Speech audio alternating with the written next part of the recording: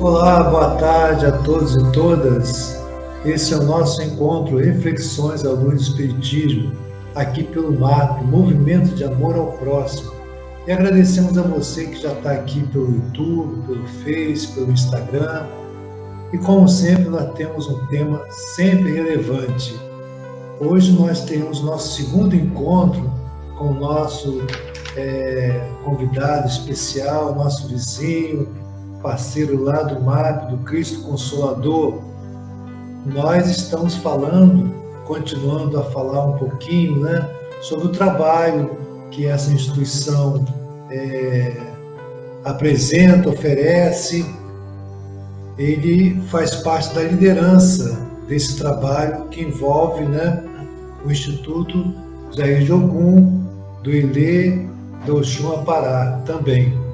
Na encontro primeiro, nós falamos de alguns fundamentos, em relação à questão da matriz africana, que já está lá no nosso site, quem quiser acessar.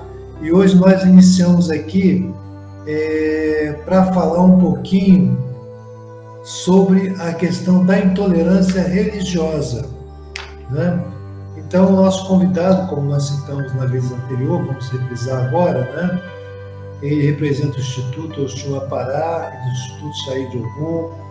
Ele é escritor, poeta, contista, palestrante, promotor do afroturismo, de práticas para salvaguardar a difusão da história e memória, é guardião do legado material e imaterial do Babalorixá Jair de Ogum, professor de Sociologia, Filosofia, bacharel em Humanidades, licenciado em Ciências Sociais pela Universidade da Integração Internacional da Lusofonia Afro-Brasileira e mestrando em Relações Étnico-Raciais pelo Cefet. Estamos aqui mais uma vez com o nosso querido companheiro, irmão, nosso querido Leonardo. Boa tarde, Leonardo. Boa tarde, Léo. Boa tarde, Bira. Boa tarde a todas as pessoas, internautas que nos acompanham, que nos assistem, que interagem com a gente nessa forma de interação virtual, digital, muito importante, para a nossa comunicação. Mais uma vez, Bira, agradecendo aí a oportunidade pelo espaço de enunciação e parabenizando pela iniciativa do MAP, do Irmão Samaritano, e sua, sobretudo, por promover essa ponte de diálogos, essa dialética tão importante para que a gente possa superar os males da nossa sociedade. Isso aí, Léo.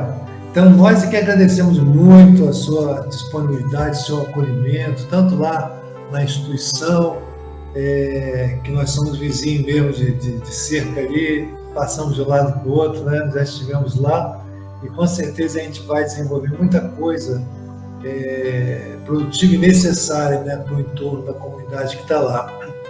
E hoje, Léo, nós vamos então começar a falar aqui, refletir sobre a questão da intolerância religiosa, essa questão que envolve a todos nós, e vocês principalmente, assim, que tem sido alvo assim, mais frequente, não só de agora, mas historicamente, que você já falou lá atrás, no nosso primeiro encontro. Então, assim, a gente queria que você falasse para a gente, começasse a dizer em que consiste a intolerância religiosa. Você já deu alguns parâmetros, mas ela é bem diversa, e às vezes a gente, enquanto leigo, enquanto não está dentro do contexto, ou não está sofrendo aquilo, a gente passa meio que distante, sem ter muita clareza do que é. Então, o que a gente poderia dizer aqui para os nossos internautas, em que consiste a intolerância religiosa? Ô, Bira, como a gente prometeu ali na primeira conversa nossa, a gente entender que todo processo social, toda circunstância, ela possui uma origem, uma causa e uma consequência, E, assim, muitas das vezes a gente só olha a ocorrência disso, A gente só olha o caso consumado, mas a gente não pensa sobre a origem e a gente não pensa sobre a consequência, né? E é um exercício que a gente precisa fazer, né? Porque senão a gente não resolve o problema. Você precisa ir na raiz do problema para resolver, né? Então, assim, compreendendo isso que a gente chama de intolerância religiosa, a gente precisa voltar um pouco no contexto histórico, né, do surgimento, inclusive, do que a gente chama hoje de Brasil, né, o Estado brasileiro, como é que isso se constituiu. E isso tem a ver com o processo de colonização, né, o processo de escravização, né, dos povos africanos. Que isso tudo foi muito pautado e construído, né, a partir de uma lógica, de uma forma de pensar, né, racista, e que vai subjugar, né, inferiorizar a cultura africana, o modo de vida africano, né, vai tratar isso como uma barbárie, né, que essa foi a dimensão do conflito humanitário que gerou esse processo da colonização e da escravização. Então, assim, como consequência desse processo, tudo aquilo que faz alusão, tudo aquilo que é originariamente dos povos africanos no Brasil foi tratado como errado, né, como malfazejo, como, né, e aí isso vai ganhar outras conotações em tempos atuais, como a ideia da demonização, né? E agora isso tudo está pautado num pensamento que vai racializar uma cultura como sendo inferior, certo? Então, esse precisa ser o nosso ponto de partida, né, para que a gente possa conseguir compreender e enfrentar o problema. A consequência dessa intolerância, ou seja, como é que isso se deu ao longo do tempo no Brasil, né? Tudo aquilo que vinha da herança africana precisava ser repugnado, né? Então a gente tem aí vários escritos, né? Eu posso recomendar um livro muito bom chamado O Poder dos Candomblés, do Edmário Ferreira, que faz uma pesquisa muito importante lá no recôncavo da Bahia. Ele vai problematizar ali a noção da cidade de Cachoeira ser chamada da cidade do feitiço, né? Então todas essas nomenclaturas vão trazendo para a nossa tradição, para a nossa cultura, um aspecto, um estigma, né, de algo negativo, de algo ruim. E a gente vai compreendendo desse processo o apagamento da nossa existência, né? E o Brasil, né, assim, quando a gente vai pensar o pensamento social brasileiro, a gente vai identificar que a existência de algumas práticas, né, que elas são extremamente complicadas para a gente, que é a ideia de maniqueísmo, né? A ideia maniqueísta, ela é uma ideia de que a gente vai estabelecer uma noção de bem e mal, né, de bom e ruim, né, de feio e bonito, né? E essa ideia, ela está constituída no pensamento social brasileiro. A gente pode ver isso em vários aspectos da nossa sociedade, né? Essa ditadura da beleza, né? As classes sociais, né? E também no ponto de vista das culturas, da religiosidade, né? Vai se estabelecer aquilo que é certo, aquilo que é errado, aquilo que é endemonizado, aquilo que é sagrado, que é divino, e porque você precisa criar, né, o inimigo, você precisa criar o errado para você ser o certo, você precisa criar o feio para você ser o belo, né? E isso vai constituir a sociedade. Agora sim, Léo, para não fugir aqui, quando você fala assim dessa cultura da endemonização, como é que ela se manifesta aí? Tudo quando você está falando assim, dessa questão do feio, do errado, essa questão mais maniqueísta, assim, que vem muito essa coisa assim, do demônio, né? Não, porque inclusive a própria doutrina espírita, né, ela sofre comparativamente, talvez, não, com certeza, bem menos tipo de incidência, mas também sofre, né? Alguns centros espíritas já passaram por isso. Porque tem aquela visão do demônio. Então, assim, é na cabeça das pessoas que acham que foi criada essa cultura. Não, fulano então representa o demônio, representa coisa ruim. Então vamos acabar com ele. Alguma coisa passa por aí? Sim, com certeza. Porque aquilo que foge a uma regra estabelecida de um padrão referencial de humanidade e de cultura. O que a gente chama de eurocentrismo ou etnocentrismo, o que isso quer dizer, né? Todos os valores civilizatórios, morais, éticos, eles estão pautados numa dimensão eurocêntrica que se apropria.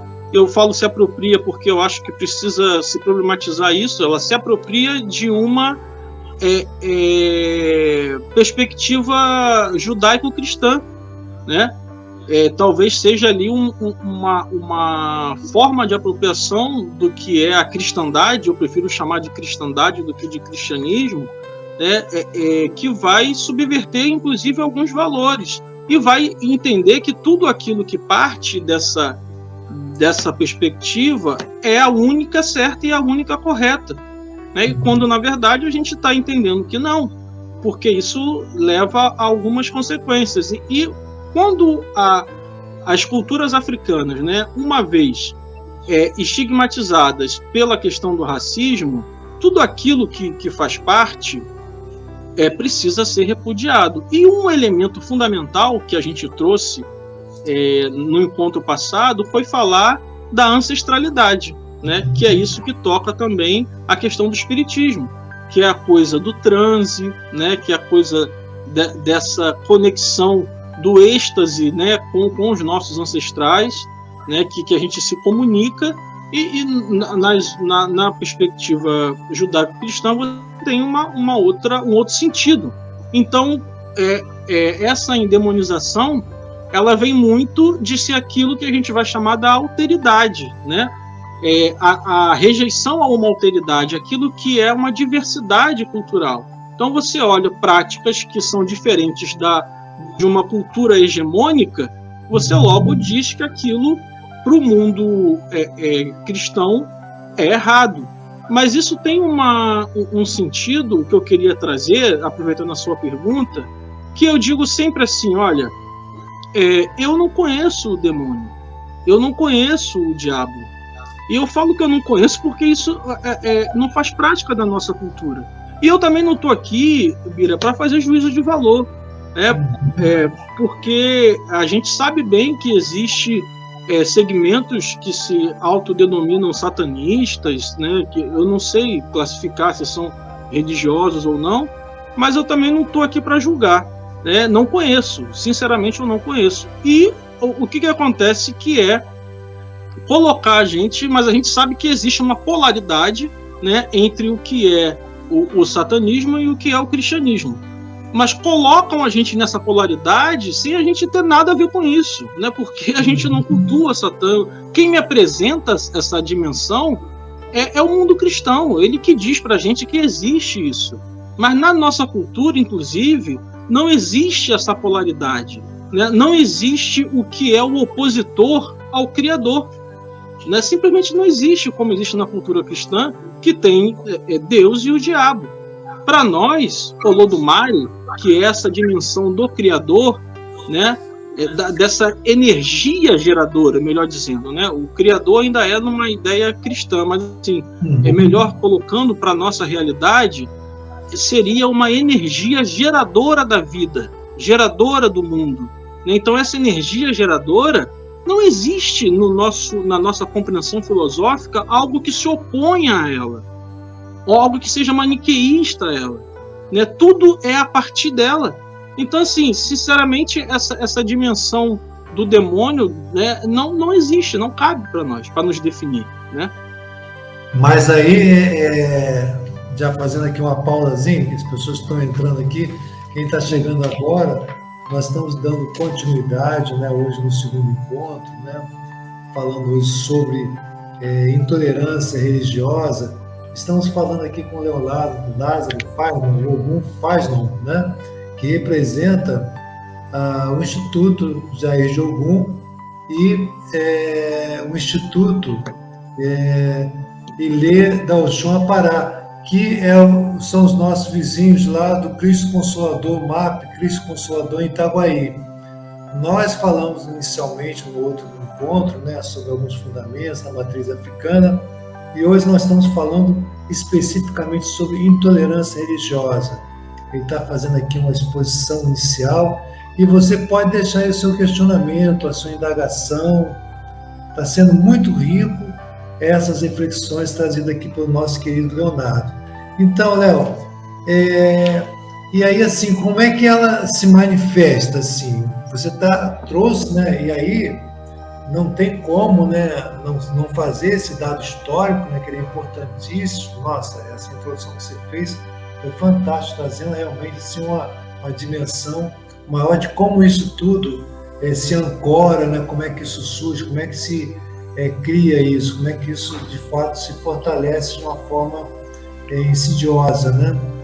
Agora, assim, como é que ela se manifesta? Como é que ela tem se manifestado?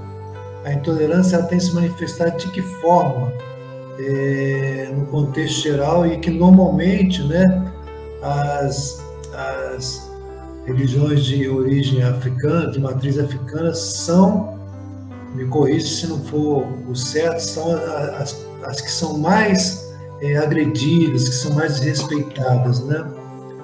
Como é que isso se manifesta? Como é que isso tem se manifestado? Perfeito, Bira. Eu gostaria até de te responder isso, talvez em duas partes, né, fazendo um complemento aí do que a gente estava falando anteriormente, mas a sua pergunta ela permite que a gente retome isso, né? Porque assim, não é uma coisa que acontece agora, né? Talvez os mais novos podem pensar, mas isso como é muito colocado, né? É uma dimensão do neopentecostalismo e tal. Não é bem isso, né? E como eu disse inicialmente, isso é um marco histórico, né? Que acontece desde sempre. O que ocorre é que essas dimensões elas estão se ressignificando, né? A opressão, né? A perseguição, o racismo, né? A intolerância, ela vai, com o passar do tempo, ganhando outras conexões, né? Outros sentidos. Então, assim, se a gente for pensar, eu vou pegar o Brasil colonial, o Brasil império, né? O pós-abolição, a gente tinha ali uma opressão pelo Estado, né? Era o Estado que fazia essa opressão, né? Que fazia essa perseguição. Tem leis que estão falando disso, né? Que tinham, né? Leis que estavam proibindo a prática das religiosidades de matriz africana, né? Que proibiam a capoeira, por exemplo, que proibiam o samba, né? Tudo aquilo que era de origem, de ascendência africana, era proibido nesse país. Então, essa perseguição ela sempre houve, né? E por que a gente faz esse resgate histórico? Para que a gente possa entender como que ela se reorganiza, né? E ela se reorganiza hoje através dessa lógica. Hoje, o que eu acho assim, que seria muito importante ressaltar, ao longo do tempo ela vem sofrendo essas perseguições, mas hoje ela ganha uma dimensão extremamente séria. Não que antes não fosse, mas que se antes você tinha a repressão, vou pegar um exemplo, né? A gente tem hoje o Museu da República, né? A partir de um movimento de algumas lideranças da nossa tradição, tá lá no Museu da República o Museu do Sagrado Afro-Brasileiro, que foram peças, né? Foram utensílios, foram elementos do sagrado da matriz africana que foram apreendidos pela polícia, né, ao longo de décadas e que estavam no Museu da PM, aqui no Rio de Janeiro, né, como elementos de apreensão, né, criminosa da polícia. Né? Então, tudo aquilo, a PM colocou o nosso sagrado dentro de um museu que eram coisas da criminalidade apreendida. Olha, né? Só então, que assim, perigosa, né? Como você vai falando, que vem desde sempre aí e cada vez pegando outras conotações, né? É isso. E agora, o que acontece no cenário atual, Bira, é uma coisa que é o chamado Complexo de Israel. né, o que é o Complexo de Israel hoje? Ele é uma grande articulação perigosa entre o narcotráfico, entre as milícias e entre alguns segmentos neopentecostais que vão proibir, né, a prática das tradições de matriz africana nos territórios controlados, né, de forma bélica, né, de forma armada, né, por esse poder paralelo. Isso não é de hoje também, né? Meu pai já denunciava isso lá atrás, desde a década de 90. Né? A gente tem aí uma outra grande referência, que é o professor Jário Pereira de Jesus, que denunciava que isso iria acontecer desde a década de 80. Né? Então, assim, essa prática começa ali no Morro do Dendê, na Ilha do Governador, e aí quem quiser entrar na internet e pesquisar vídeos, isso está lá até hoje. Né? O poder paralelo quebrando, expulsando você, ao ponto de você não poder estender roupa branca no seu varal, porque isso caracteriza a nossa tradição, né? As pessoas não terem esse direito de liberdade de expressão. Então, hoje, o que é o Complexo de Israel, que está pautado, né, dentro de uma lógica fundamentalista judaico-cristã, que quer dizer isso? Né? Eu não estou aqui querendo me meter nas relações, né, com o Estado de Israel, não é isso, mas é que o movimento tem esse nome, eu não estou inventando. Você tem matérias de jornais que está denunciando isso, você tem já teses de doutorado, né, que estão fazendo essa denúncia. A gente pode botar no link aqui mais à frente sobre isso. Porque tudo que eu estou dizendo tem fundamentação teórica e jornalística, né? Tem uma imprensa que está fazendo essa denúncia. E então, aí você está colocando assim que isso é muito mais uma questão isolada e individual, né? É uma questão estruturante, né, que vem, e aí dentro dessa dimensão de como isso tem manifestado, né? E é importante que não dá como não contextualizar, né? Como você faz essa contextualização, e é de fato extremamente elucidativo, né? De como isso se manifesta, né? Como isso vai se interiorizando na cabeça das pessoas, das instituições, e vão assumindo isso como verdades, né? Em virtude da crença. Então, volta e meia, com muita frequência tem acontecido isso. E vocês mesmo aí já passaram por isso mais recentemente? Como é que você poderia ilustrar isso assim, de uma forma assim, você faz esse contexto histórico, que é muito importante, de onde que vem isso, sabe? Né? É uma questão que é estruturante, né? Como desmistificar, como desconstruir isso? Como é que vocês, enquanto instituição que representa essa dimensão toda, têm lidado assim, a gente vai falar mais à frente, como vocês têm trabalhado para contrapor isso, mas como vocês têm recebido esse tipo de manifestação de tolerância? Se você pode relatar algumas situações, que às vezes algumas situações são sutis, outras são mais ostensivas, né? E esse aspecto mais sutil, às vezes ele é tão profundo quanto aquilo que se manifesta de uma forma mais contundente, porque ele está enraizado, como se fosse algo subreptício, né, que está ali. Você podia ilustrar para a gente algumas situações que vocês já vivenciaram, que você já acompanhou de perto, ou com vocês mesmo, com você? Isso é muito importante, Ibira. Você traz um conceito que são questões estruturantes. E é de fato isso, porque não são questões pessoais, são questões estruturantes. Né? Quando eu falo das peças que estavam no Museu da PM, a gente está falando de uma repressão policial, de uma repressão do Estado que foi lá, prendeu coisas, quebrou, fechou. Hoje, a gente fala de uma violência, que isso é uma prática de violência, é uma prática do racismo, mas hoje a gente está falando de uma violência que ela ganhou parâmetros com a vida da pessoa. Né? Existem pessoas que morreram, existem pessoas que foram ameaçadas, existem pessoas que precisaram sair do país, né? Que fecharam seus espaços. Então, essa dimensão da vida humana, ela ganha hoje, na atualidade, né, um aspecto muito grave.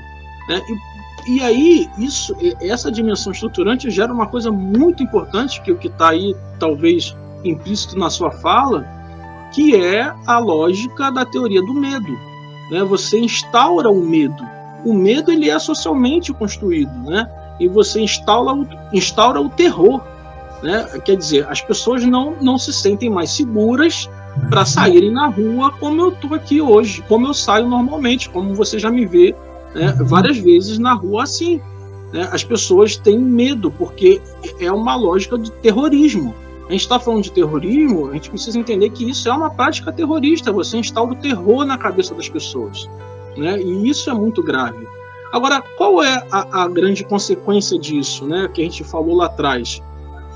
Quando a gente tem essa prática, e aí a gente faz algumas reflexões, é porque as coisas são construídas, né? Então a gente construiu o movimento, né, do socioativismo, nesse sentido, construiu esse parâmetro da intolerância religiosa. Mas hoje a gente já reflete que a gente não está falando de uma intolerância religiosa tão e somente.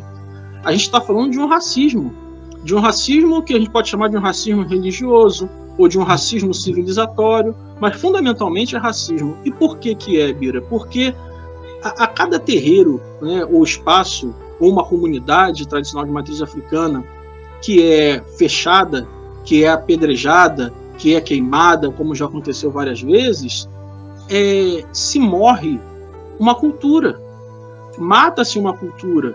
Né? O professor, o doutor Boaventura de Souza Santos, né, e aqui no Brasil, a professora doutora em filosofia Sueli Carneiro vai trazer o que é o epistemicídio. Né? Episteme tem a ver com as formas de conhecimento de um povo. Né? E o epistemicídio seria o assassinato dessa forma de conhecimento. Né? Quando as pessoas cometem esse ato, elas estão não só queimando um espaço, elas estão queimando toda uma cultura, toda a possibilidade de uma reprodução de conhecimento a partir de um povo. Qual é a consequência disso? É a redução da diversidade humana. Né? E quando a gente está falando disso, isso é um atentado à humanidade. Por quê? Porque isso infringe diretamente os direitos humanos. Então, Bira, falar de intolerância religiosa, falar de racismo religioso ou civilizatório, é falar fundamentalmente de direitos humanos. Né? É a possibilidade de uma humanidade, de uma forma não eurocêntrica, não etnocêntrica, não pautada nos valores culturais e civilizatórios europeus ou judaico-cristão, se manifestar e continuar existindo. Essa é a grande gravidade para além da vida física. Né? É também a morte da existência de uma cultura e civilização. Aqui, em especial, né, respondendo de forma mais objetiva, a gente, no nosso território, a gente nunca sofreu nenhum ataque mais ostensivo. Né? Acontece algumas coisas, né, das pessoas passarem na rua e fazer algum gesto, alguma coisa. Agora, eu, de forma muito particular, muitas das vezes na rua sofro algumas dimensões assim, né, das pessoas quererem botar a mão na minha cabeça, botar a Bíblia em cima de mim, porque eu ando assim, trajado, porque faz parte da minha cultura. Então as pessoas querem rezar, estende a mão no sentido de orar por mim, como se eu precisasse ser salvo, né, de alguma coisa maléfica que eu esteja fazendo. Né? Esses dias eu fui trocar o pneu do carro numa borracharia, e no final o dono da borracharia veio conversar comigo, dizer que eu tinha uma missão, que Jesus tinha. Eu falei, eu acredito, inclusive eu estou nessa missão, você conhece o nosso trabalho aqui, né? E eu falei, eu estou desempenhando, né? E é isso, né? Então isso tudo é uma grande forma de epistemicídio, de etnocídio, a morte das culturas, né? E isso tudo é racista, né? Então quem promove isso está sendo racista. E essas práticas, elas são racistas porque elas tentam eliminar outra forma de existência de uma humanidade. Então, nós estamos aqui, passa rápido, né, Léo? Para quem está chegando agora, para quem está, nós agradecemos aí nosso segundo encontro, e aí nós estamos fazendo inevitavelmente o convite para o terceiro. Se você aceitar, para a gente falar mais especificamente o que está sendo feito, o que a instituição está fazendo, né? Estamos nos 2 minutinhos, mas deixando já para o próximo encontro, gostaria de abrir o terceiro encontro, Léo, quando você vai falar do que está sendo feito, você falar um pouquinho mais desse medo, dessa cultura do medo, e como isso impacta na nossa estrutura mental, sabe? Do medo de... acompanhei um período quando a gente trabalhava na área pública, na escola, né? De um adolescente, né? que usava as próprias roupas, né? E era vítima de bullying da escola, etc, etc, né? Mas tem toda essa questão que se fala da morte da cultura, etc.